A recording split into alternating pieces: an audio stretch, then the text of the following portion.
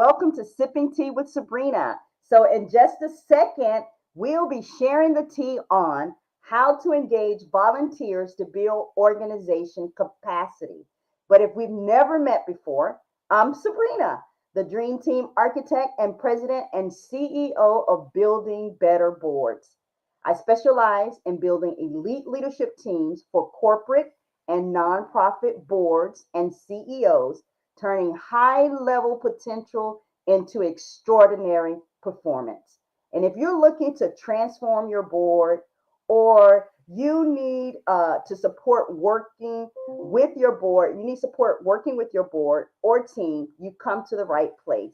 Again, I'm Sabrina Walker Hernandez, facilitator for corporate and nonprofit organizations, international keynote speaker, and your go-to expert in strategic leadership and governance. I've helped drive 14 million in revenue while building organizational resilience, and I'm here to share the insights and strategies that can make a real difference for you and your organization. So let's get started. And we have with us here today someone I'm very happy to bring to the stage. We have with us Angela Williamson. So, Angela, while you're here, can you tell the people a little bit about yourself? Yes, Sabrina, thank you so much, first of all, for having me. I'm really excited. I love talking about volunteer engagement and how it can transform nonprofits. So thank you. I'm Angela Williamson, CVA with the Blood Bank of Delmarva, also with my own volunteer engagement accelerator consulting. And I have been working in the volunteer engagement field for about 19 years, for a while in a museum and now in a blood bank. And I've done a lot of other nonprofit work too. So my whole career's been nonprofits, and I love the impact that nonprofits can make.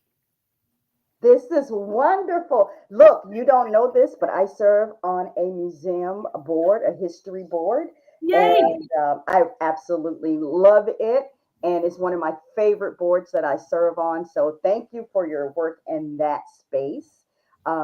It has been wonderful. So I just want again to level set this. This conversation is critical to those wanting to understand how to engage volunteer to build organization capacity, whether you are a nonprofit, a mission driven company, or an association. That is why we have Angela with us today.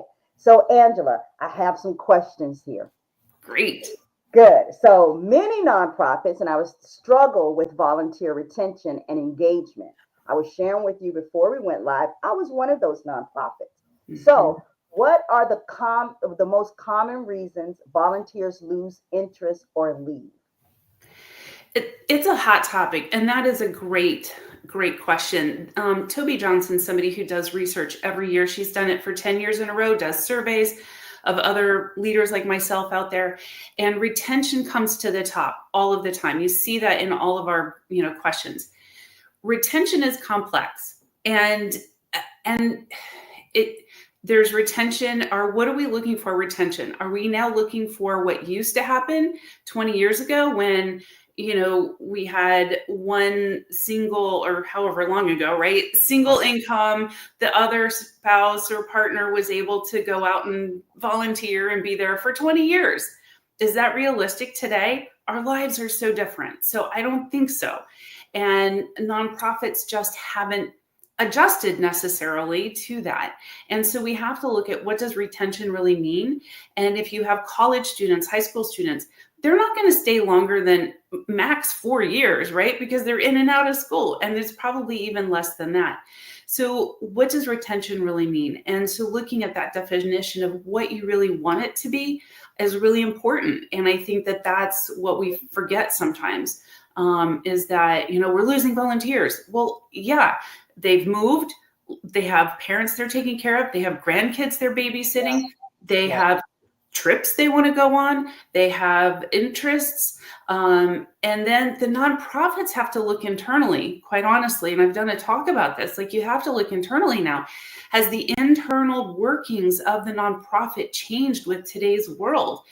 Are we keeping up with the quote post-COVID schedule and interests, and so many people want a quick in and out, and so we really have to look at that and see, evaluate that. Like, are we offering roles that, as best you can, without losing the risk management factor, right? Depending on your organization, do you have things that volunteers can sign up for easily? Is the application easy? Can it be found? Is it online?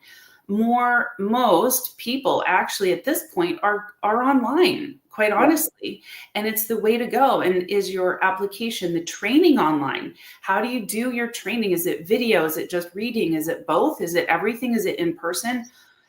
All of that goes into that retention. Quite honestly, that recruiting and retention is everything. What's their experience like? Do you do surveys? Have you found out where you're like maybe dropping the ball or need some work? There's so many things that go with that retention. Appreciation. Are volunteers seen, heard, appreciated all year round? And we might talk about that a little bit later, but I really, looking at that appreciation, are who in the staff, is it just me, the volunteer engagement person, staff person, or the volunteer that's in charge of volunteers? Am I the only one saying thank you? Am I the only one that appreciates them and knows their name? Are the workstations set up? Do they have what they need? Or they show up and they're like nothing to do?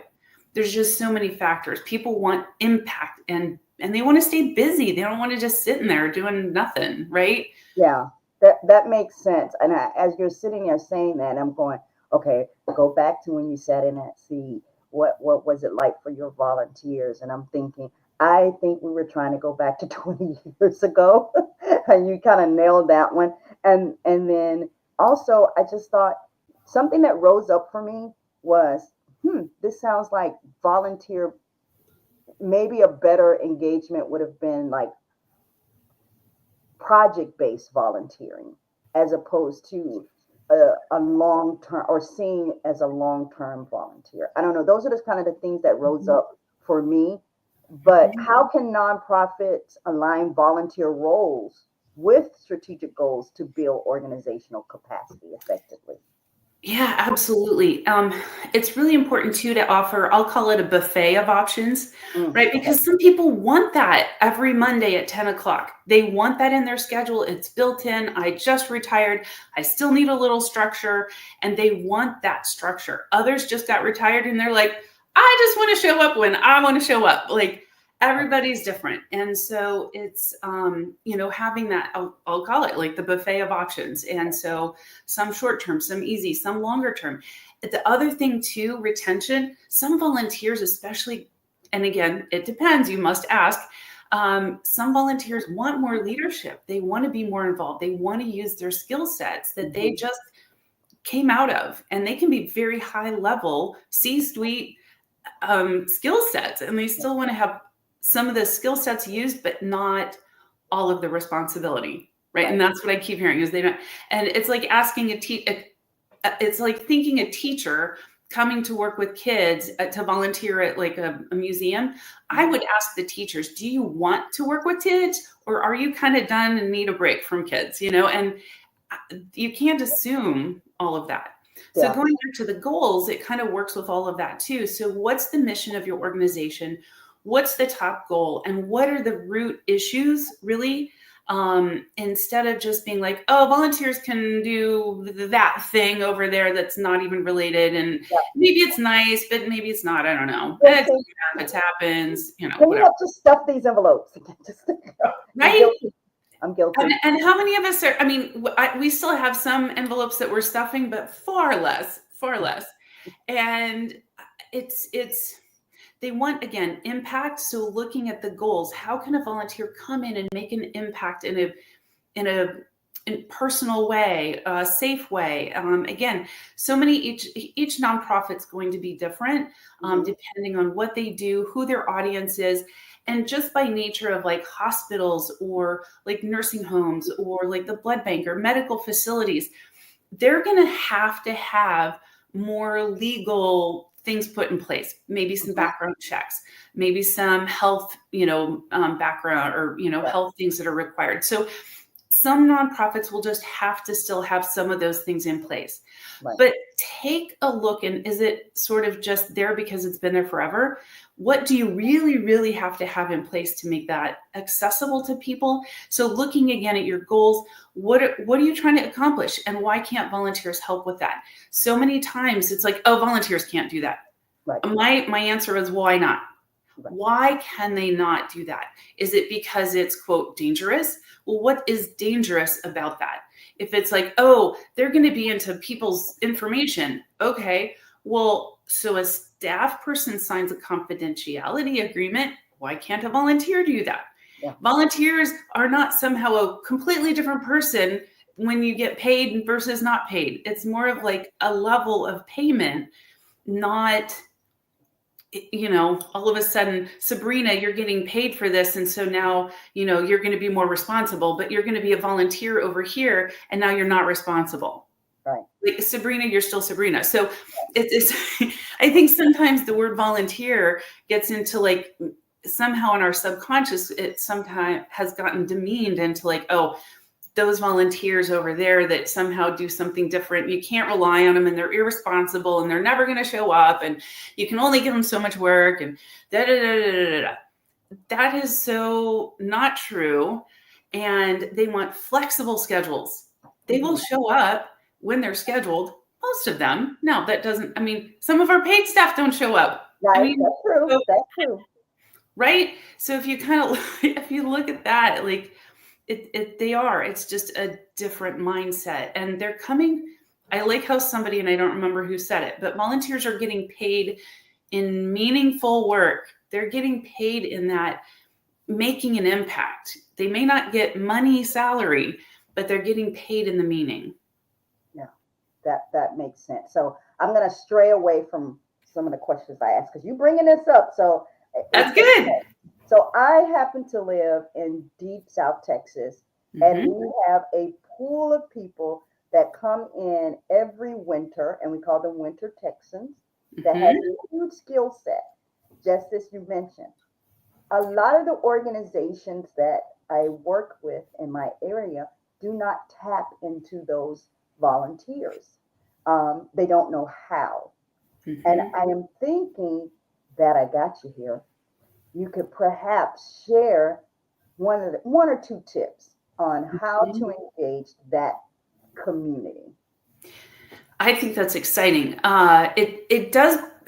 You can't do the status quo, right? You do have to rethink everything, and that's work, and it takes time. And so that's where, working efficiently and effectively can be really key. And I've had to learn how to do that during COVID with a blood bank. In that session, I'll come back to your question, but during that time period, volunteer engagement managers were either really, really busy or tended to get laid off. So it was kind of crazy, but I had to learn how to be really effective and efficient. So learning how to be that effective and efficient in your role and, as leading the volunteers is really key to then being able to engage with, the snowbirds or the winter Texans. And to do that, you look at your projects, look at roles, look at impact, look at the things that would move your organization forward. And here's something to think about too. How much of that could be done remotely? Are there projects that they could do from Canada if they're moving down to Texas for the winter, or whatever? Wherever they're coming from, what can be done remotely if they love computers and systems and networks and data and whatever, putting data in? How much of what we do today is now electronic? And so how much of that can they do? I have volunteers that help me that they don't even step foot into the office. They can now remote in. They've gotten permissions. We've given them the training, the risk management, all the passwords, the things that they need. And they're creating reports for me in Excel that I just go, click a button and there's the monthly numbers. Bingo. That is very smart. It's great. I love it. And so delegation correctly is another skill set to really dive deep into, because again, delegating well can take some practice and some time and some learning, but it is so worth the return on investment. I would never be able to do all that I do at the blood bank without the volunteers and without delegating, quite honestly. My role is volunteer and community relations specialist, plus I do a tad bit of fundraising as well. So with that all wrapped up, and there's 300 volunteers, and we're spread out from 2 hours from one end to the other. So it's not like I have them all in one building and I can go find them all and see them. And so thinking about it really does take some effort and letting go of some of that, what used to be, and really think, okay, why can't a volunteer do this? Right. Why can't a volunteer do that? In fact, we have some volunteers that are doing one particular part of a process, and the blood bank is FDA regulated. And so the volunteers are actually doing this one little bit underneath the FDA regulations, and we've trained them. They go with ongoing training. There's staff that overlook them and make sure that all's well. But we have volunteers that are doing that. And so it's really exciting to say, oh, you don't have to just accept volunteers can't do that. Why not? Where is it written that volunteers can't do that? Now, at the blood bank, will volunteers ever be sticking needles in arms? Heck no. No way. That one's off limits, and I'm perfectly good with that. So, there are roles that should be a no-go for volunteers. But at least take a look and ask a lot of questions. Yeah, you're actually impacting my mindset as we sit here. So glad. It's amazing because I got one more question for you that's not on the list, because you, again, love it. What you're throwing out is awesome. I'm going to go further back to something that you said, because I actually have a client right now, and their volunteers, the space that I worked in, volunteers had to do background checks, drug tests, all of that, because we were working with kids. Yeah. Right. And that was just our policy and all that. So a client that I'm working with right now, they are expecting, and I really want to know how you feel about this, they are expecting the volunteer to pay for the background check. What are your thoughts? Yeah. So that's a tough call. And it's handled differently for each nonprofit. So personally, I like to see the nonprofit pay for it. One, for multiple reasons. But I also have seen nonprofits have it set up that the volunteer has the option to help pay for that. And so if somebody has the means and wants to help contribute financially in the way of paying for the background check, I think that's great. But to require a volunteer to do that is now taking out a group of volunteers that might be able to come. You're not making it accessible to folks that might want to do it and just financially can't pull that off. And so it's putting up an unnecessary barrier. On nonprofits, I get it. Budgets are tight. And I get that too. Maybe work with fundraising and see if you can find a sponsor, find somebody who will pay for them. Right. Find another group or organization, or, somehow a benevolent volunteer who will be like, I'll cover those. How many do you normally have a year? It's $500. Great. I'll totally cover that. Right. So find other options. But I do feel like requiring even a board member, I have to say, because I've heard that, a board member had to do background checks. Yeah. X amount of dollars to even join the board. Maybe that board member will bring a lot of other benefits and factors to that board, or because they're volunteers too. Board members are volunteers, and you work with the board. So I really feel like that requirement of payment can really narrow down the field, and it is putting up barriers that don't need to be there for that accessibility. Okay, thank you for that. So what strategies can leaders use to ensure volunteers feel valued and that their work is meaningful?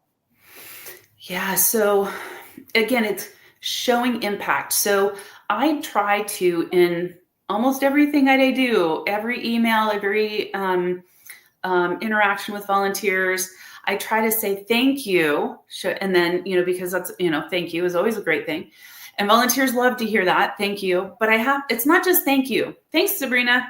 Well, for what and for why and how meaningful is that? So I've read that, that a meaningful thank you is going to say, Sabrina, thank you so much for having me on this podcast, because it's helping change the mindsets of nonprofit leaders and other people. Why? Because that's going to make an impact in the rest of the nonprofits that are listening to this. So because that's going to be more meaningful. I very much appreciate you, Sabrina, which I really do, having the conversation when we connected, and that's meaningful to me. And it has helped me feel better too. And about, sharing and just being seen and all of those things. So making the thank you to volunteers meaningful and making it specific to what they're doing and the impact.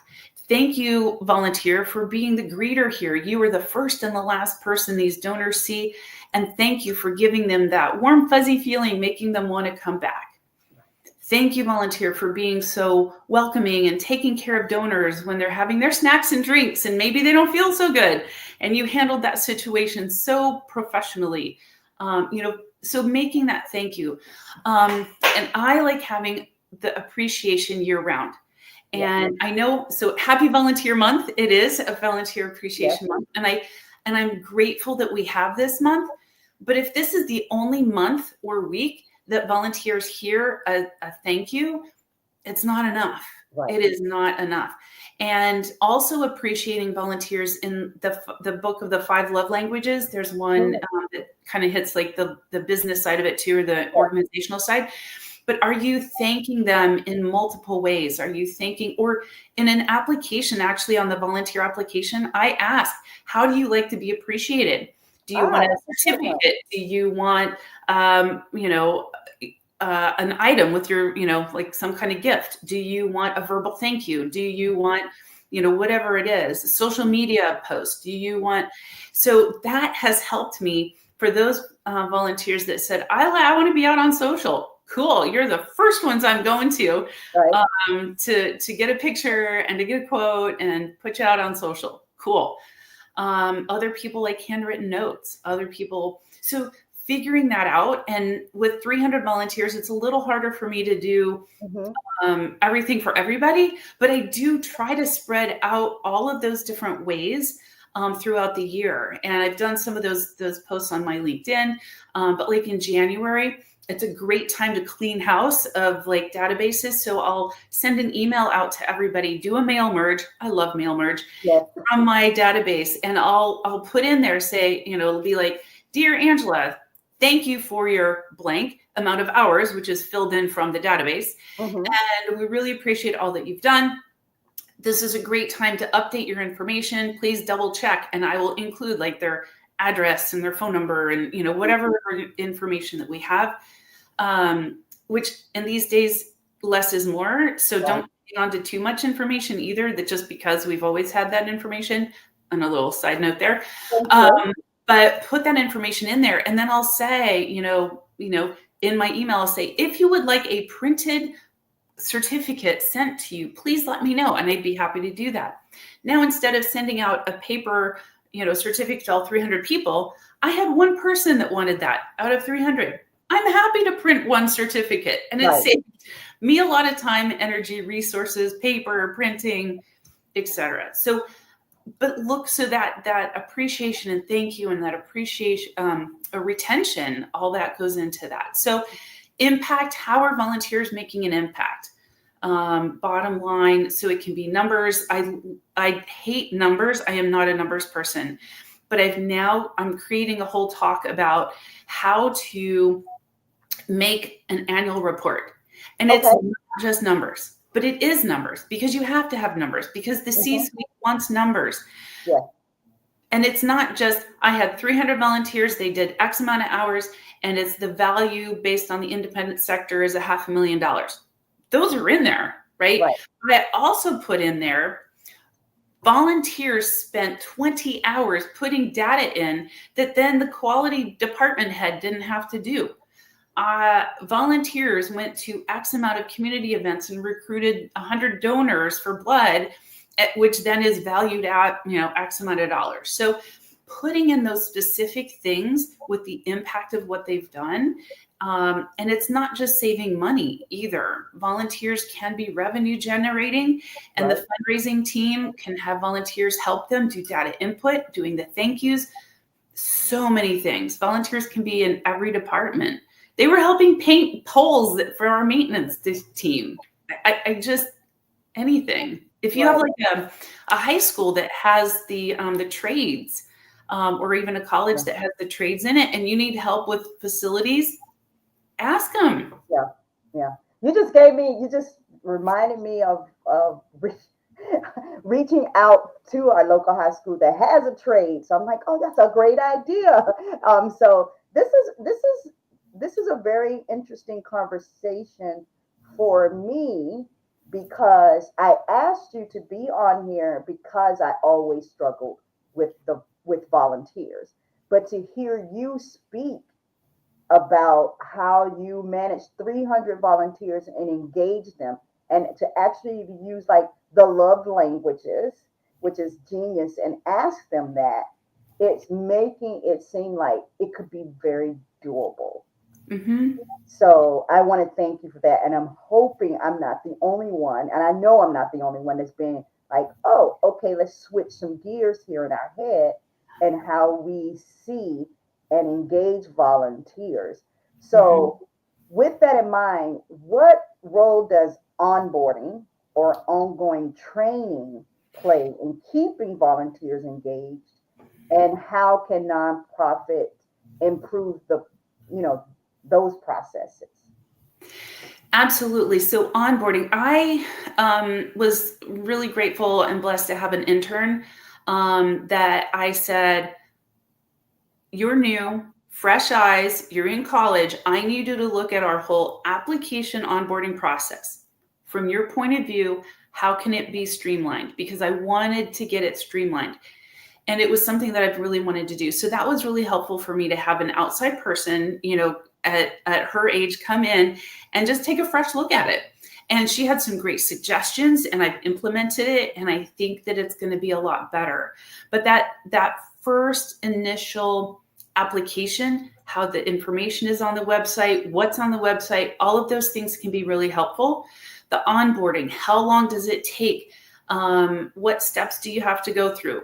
I like to have a few, I'll call them soft spot, the little speed humps, just a little hump, like not something that's going to hold anybody back, like having to pay for background checks. Like that's a pretty big barrier. That's a big hump, yeah.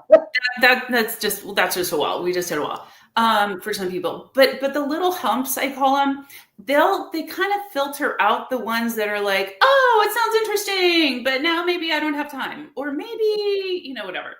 And so as a different volunteer said, she's like, I think these people, they have a glass of wine, it's midnight, and they're like, oh, I want to do something fun and good. And they sign up to volunteer. And then they're like, what did I sign up for in the morning? So anyway, she just kind of cracked me up. But I think it is something that that volunteers do sign up for. And I've heard this a lot from my colleagues, that there's ghosting going on, Yeah. They sign up and they do the application, and some of them never go next. Right. In what I have, then I meet with the volunteer, and some of them don't, they'll meet with me online, and then they don't do anything after that. Or they'll even come for in-person training, and then they don't do anything after that. But I think, and I keep asking, and we're doing a survey, and the intern is helping me figure out too, like, why are people not going all the way through the process? Right. And we are finding time, life happens, things changed, all sorts of reasons. And Right. so I think that we do have to evaluate how we onboard, what we're doing. Again, how much of it is online? How much of it can they do from their phone, tablet, from home. I am making, with a volunteer, because I can't do this all by myself. A volunteer is helping making training videos. So Okay. find a volunteer to do all of, so many things. The Mark Twain quote, right? Of finding somebody else to like paint the fence. I'm Right. still in charge of it. I still have to make sure all of it's happening. But finding volunteers, and it's great because he is using his skill set with the videos and making these training videos. So now it has voice, it has the site, watching, and then we also have the transcript, so then it can be read as well. So hitting all of those learning factors.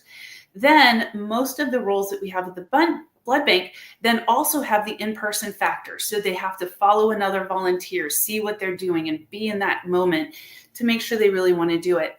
Once somebody gets through all of that, then I'm going to run the background check. Okay. I'm not going to run it until we get all the way to the end. And then they still come back to me and say, yep, I want to do that. Okay. Cool. I've also learned that if I have to chase down volunteers, I will always have to keep chasing down volunteers. And so I've learned that if they are really interested, and as long as I haven't put up walls and barriers and, the things that I can control and keep at a low minimum, for whatever reason, they've decided that, this takes up more time than what I wanted, or it's not really what I am interested in, or so many different factors.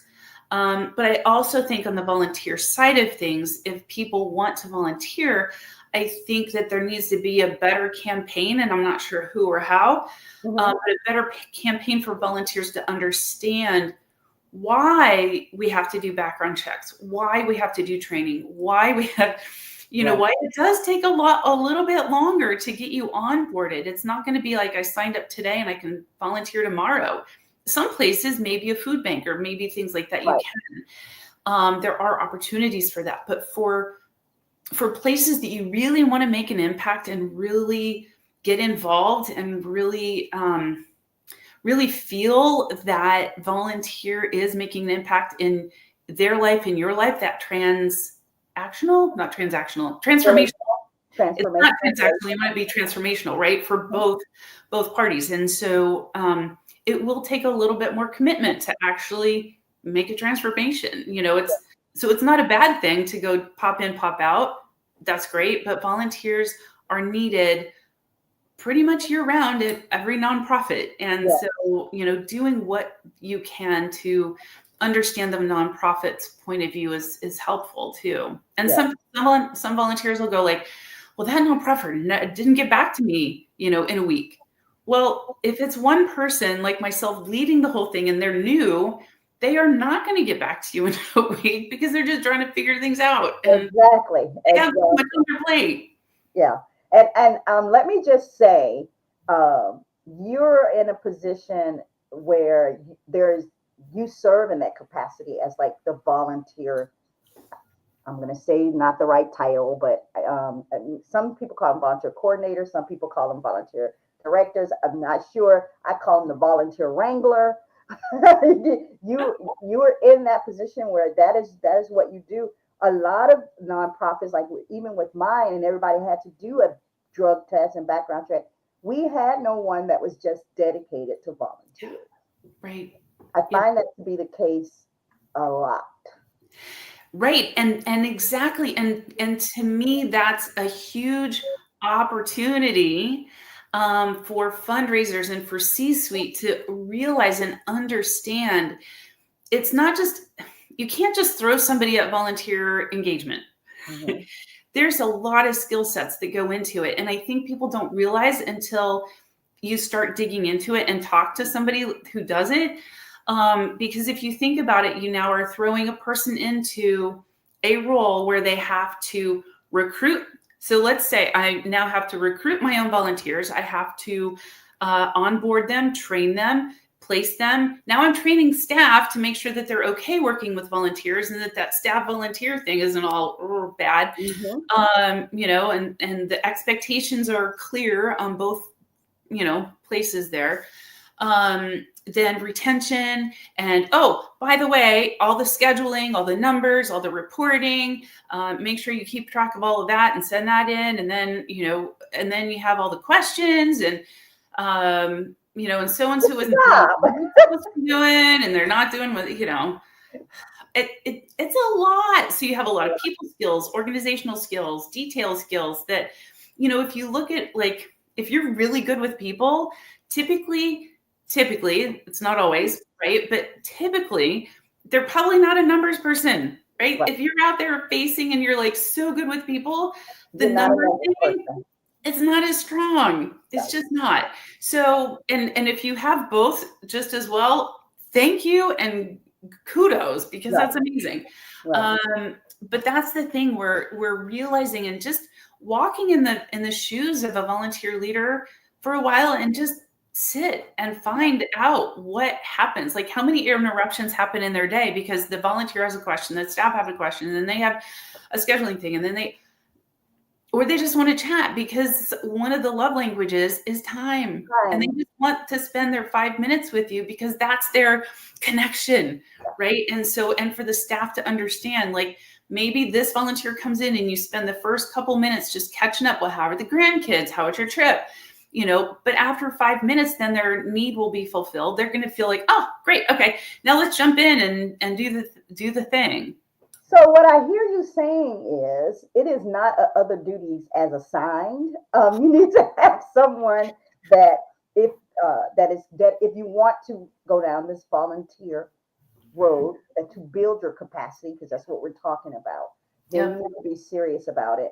And it cannot be other duties as assigned, which unfortunately, I will be the first to admit, in my organization, it was seen as other duties as assigned, and that's not necessarily the way to go. So if you're just joining us, welcome to the broadcast.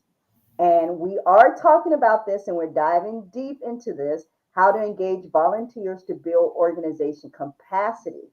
And we've just covered some eye-opening things. I love the concept of love languages as it relates to volunteers. I would just say this, go back and look at this if you're watching this in replay, because it is a mindset shift. And Angela does a great job in communicating that. I cannot communicate that for you in a recap. I am sitting here processing the information as we speak, because it is a paradigm shift for me. And Angela, I thank you for that, because I think we oftentimes put different experiences in boxes.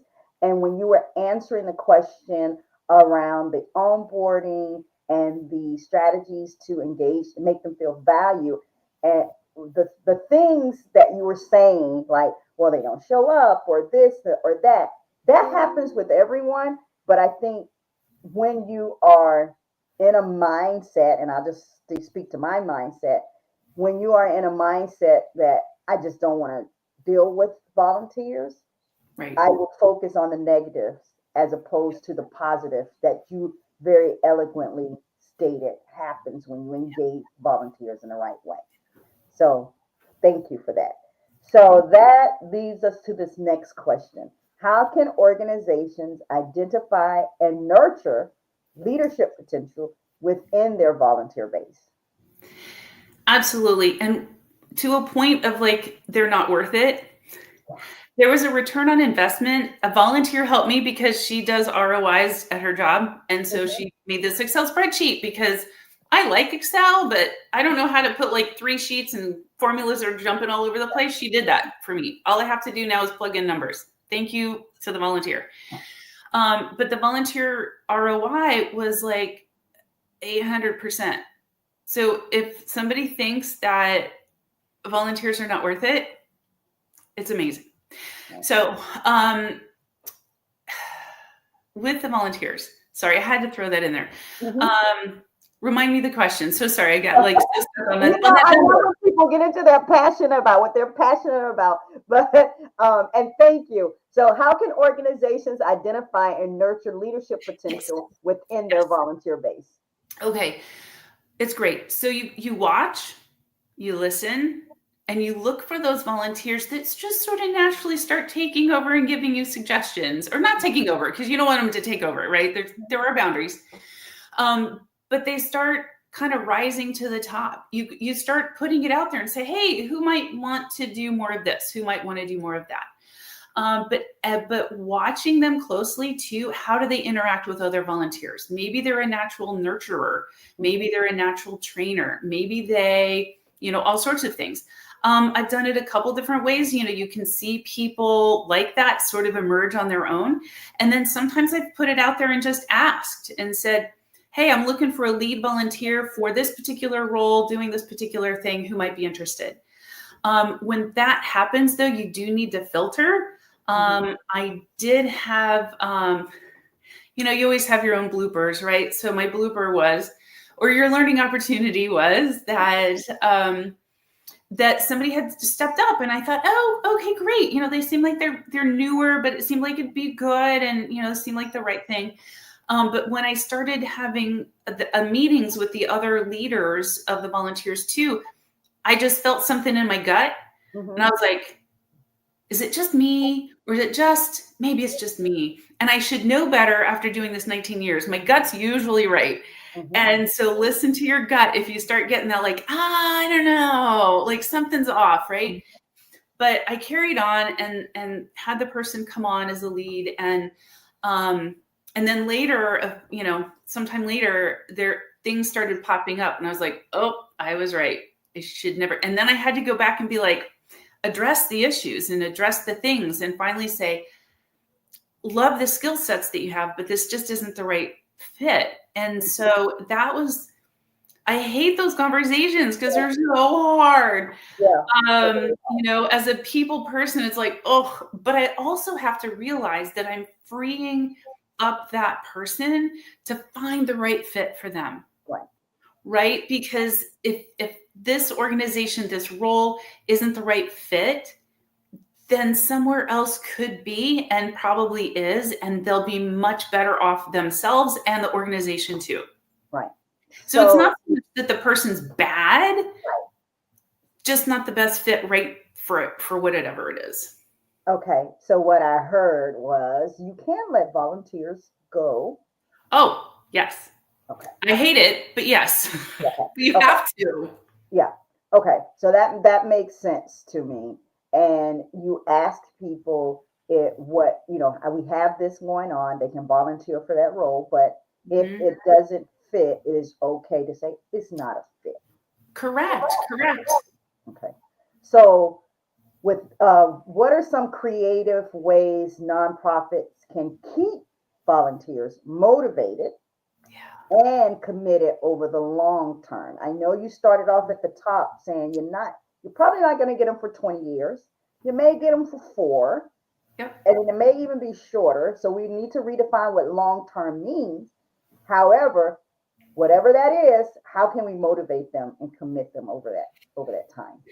Absolutely. So it kind of goes back to volunteer motivation. Why are they coming? Are they coming for the experience? Are they coming for connection, relationships? So if it's relational, making sure that they are getting connected to the staff, getting connected to other volunteers, that they're connected to, people, however that is.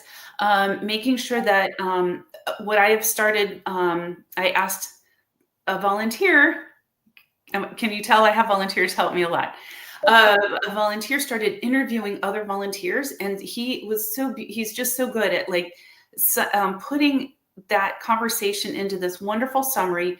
We grab a picture, they give us a picture, and then I'm sending that out to the volunteer group so they get to know each other, right? So they get to knowing other people and what they even do and how they volunteer, which they might spark somebody to go, oh, I didn't know that I could do whatever it is at the blood bank.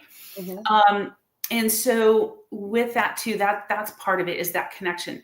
Are they looking for making an impact? I want to know that I'm helping the blood bank save lives because my mother or grandmother or daughter or whoever was impacted by blood donation. And so, maybe that's then making sure that they see the impact, that they see, the blood donors coming in and, and saving lives by donating, working on that motivation. But again, making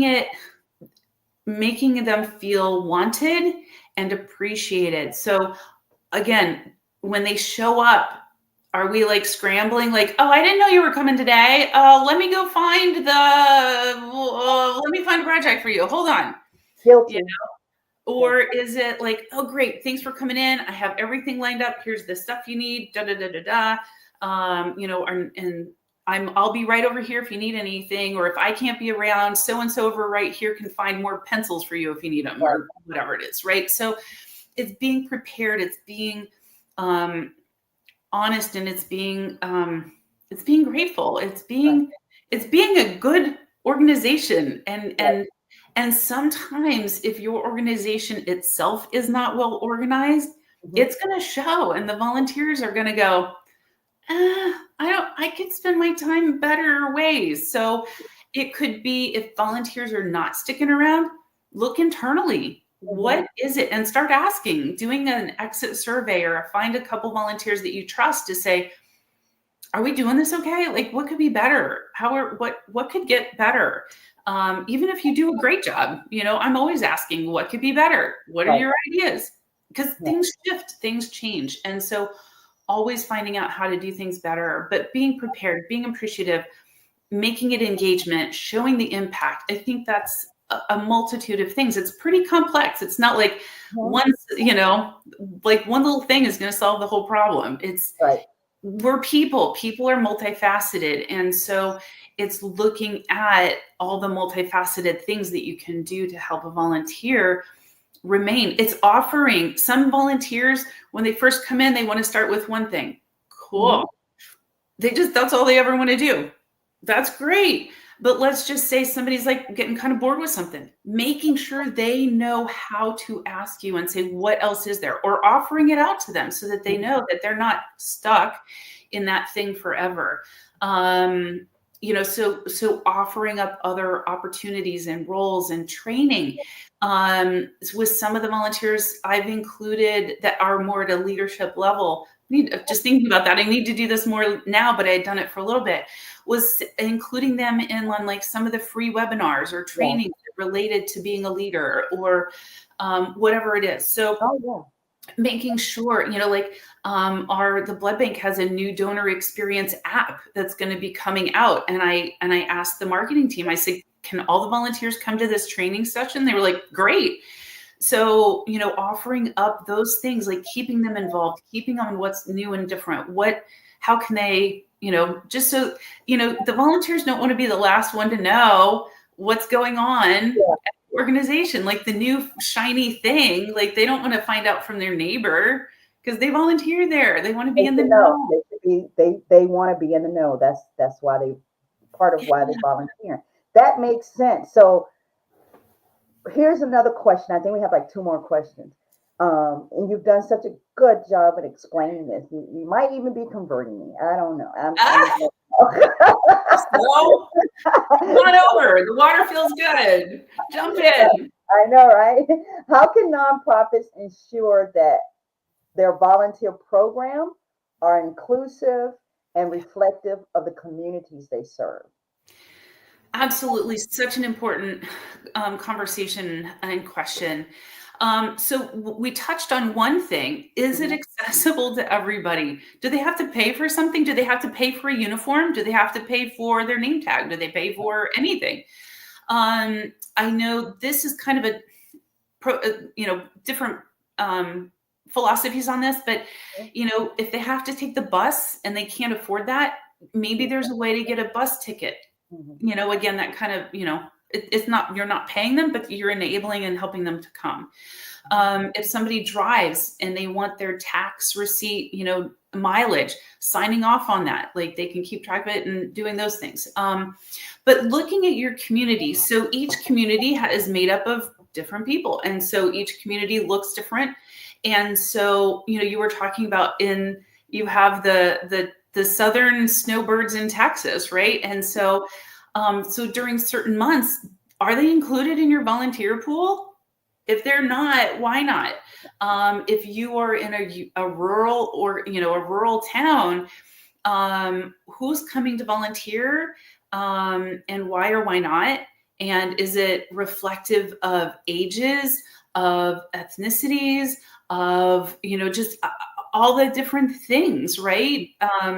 Financial situations, like just who is it? Do you have all college educated folks that live in your neighborhood? Well, then maybe that's who's going to be volunteering for you.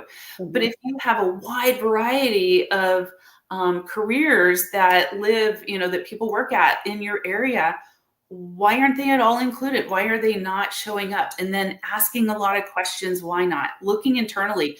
What are the walls? What are the little speed humps? What are the little things that are going on? What's the recruiting look like? So is it all people that are, I don't know, 60 years plus with white hair, and you're trying to attract young people? It's not going to work. Like, so it just, you have to look at your photographs and the words. And what's really cool to me is that I keep hearing that our younger population and our older population both want to make an impact. So you can actually phrase and use words that show what's in it for me, because that will hit the boomers and our, you know, millennials and below, right? Well, and I'm a Gen X, like I'm a pretty solid Gen X, right? And so we just go do our thing, and we just do our thing. So if you look at the other parts, right? So, and it hits everybody though. If you're showing impact, I'm going to go, wow, impact. I want to be an impactful person. I want to make a difference in the world. And so it kind of universal. Make sure that your phrasing of things isn't just come volunteer with us. Who's going to do that? Right. Why do you want them to volunteer with you, and what impact are they going to be? You know, change the life of a student, mentor or tutor or whatever. And then you have to put in there like once a week, once a month. You know, what does that look like? What is that commitment? So that people can kind of wrap their head around, or, you know, and have a picture of like a mentor and a student, you know, in action, not just a volunteer with a smiling mugshot, you know, like that. Who wants that either? You know, what's grabbing attention? And you just said something. Sorry. Yeah. When you mention the love languages, now you're mentioning the marketing. Your marketing needs to reflect all of the love languages, because you don't know who you're talking to. Yes, 100%. Because you want to show like what's an impact, or love numbers, you know, or, you know, are you a calculating detailed person? Cool. Come help us with whatever, because, you know, we have an audit coming up and we need help with an audit, and none of us know how to do it. Like, you know, so it's tailoring those messages and those clips and those little promo bits, whether that's on social media or on the volunteer recruiting sites that you're using or not using, should be using. All of those things, like what are those things, and adding a photo that's action, so that I can see myself in this, right? I keep hearing, you know, like, well, I just saw like astronauts, right? So we've had some astronauts that have just landed. And so, you know, now little kids can see themselves and go, whoa, I could see myself doing that. Like, that's so interesting. And maybe that's going to do that. Or so whatever field it is, like showing what it is, and I could see myself doing that or not doing it. And then I self-select out and go, nope, that one's not for me. Great, that don't even apply. That's okay too. You know, there are so many volunteer opportunities out there that I think there's got to be a match for everybody. Honestly, we're pretty darn close. Yeah, you're convincing me. So I got one final question here. It says, what metrics should nonprofits track to measure the success of their volunteer engagement efforts, and how can these insights drive improvement? I know you sprinkled that throughout the conversation, but I will say this, because I've been like, I don't know about volunteers, and you convincing me. I will say this: we did use, and this is for those pragmatists. I think that's the word I wanted out there. Oh yes. Yeah. We did track volunteer hours, Yeah. and we used that as a match for a grant. Right. Right. So that I know is one thing that can happen. Yep. So, what are some of the other metrics you should track to measure the success? Yeah, absolutely. So, I mean, I'm not saying that the numbers of volunteers is bad. I mean, we need that, and that's a good Mhm. thing to know. But other things too, like that impact, I kind of refer to that a little bit. Like, what is the impact that volunteers are making? If volunteers weren't doing what they were doing, would it still need to be happening? So then is it really impactful if you don't need it? And then maybe you need to rethink like what volunteers are doing and how they could really help make an impact. Um, with that, what would it cost the organization to replace all the volunteers with staff? Mm-hmm. That's some capacity building. Yeah. How many of your volunteers are donating funds because they started off volunteering Right. and now they've turned into financial donors? Or even in-kind donations. Maybe they've made a connection with the local snack company, you know, and they're getting snacks for people or something. What are those? Like you have to add those in there, right? That's a good ROI. Mm-hmm. Those are some really good numbers. And two, like how many volunteers do you have coming and going? How many volunteers? Again, and that depends. If you have high school students, college students, that's going to be a high number just naturally, and that's okay. But just to understand like what you have going on. Mm-hmm. How many roles do you have open? Roles do you have open that aren't being filled? And then you have to look at why not. Is the time frame too long? Is it too arduous? Is it too boring? Is it too why are volunteers not signing up for it? Or they just don't know about it, you know, Right. and you haven't hit the right target person that wants to come in and do that particular thing. Yeah. So those, you know, there are definitely good numbers. And the percent of growth too is good. You know, has it been growing? Has it been decreasing? You know, and two, there's like there was an example, and this wasn't my example, but when I was first trying to get my head wrapped around ROI and the benefits and all of that, right? So one organization can have 200 volunteers spend 1,000 hours planting 500 trees. Now you have another organization that have, and I'm going to forget what numbers I just said, but less volunteers with less time planting the same amount of trees. Mm-hmm. And which one was more efficient? The one with less numbers. But if you just went number to number, you're going to go, oh, they weren't as good. Right. No, they were better because they planted like the same amount of trees in less time. Right. So it's just, they're not all equal per se. It's one part of it. So then looking at what was the impact on the community? What was the impact on all these things? And so my in my annual report that I'm working on, or that I did for last year, that it's been evolving. It's been an evolving annual report by all means, because the first one was like all numbers. And then I was like, okay, I'm gonna be able to make this better. Like, how do I tweak it? So now I look at it as my 360-degree report. So numbers are in there. But then I look at, so how did it impact the organization? How did it save staff time? How did it impact staff? And what quotes staff have been sending me? They're like, oh my gosh, thank you so much. The volunteers were amazing and helped us get done on a really busy day. That helped the staff. So I'm getting quotes from staff. So they're in there. I'm getting, quotes from volunteers, from the volunteer that does these interviews of these other volunteers, and I have those kind of clippets and quotes, how it's impacting the volunteers themselves because they're volunteering.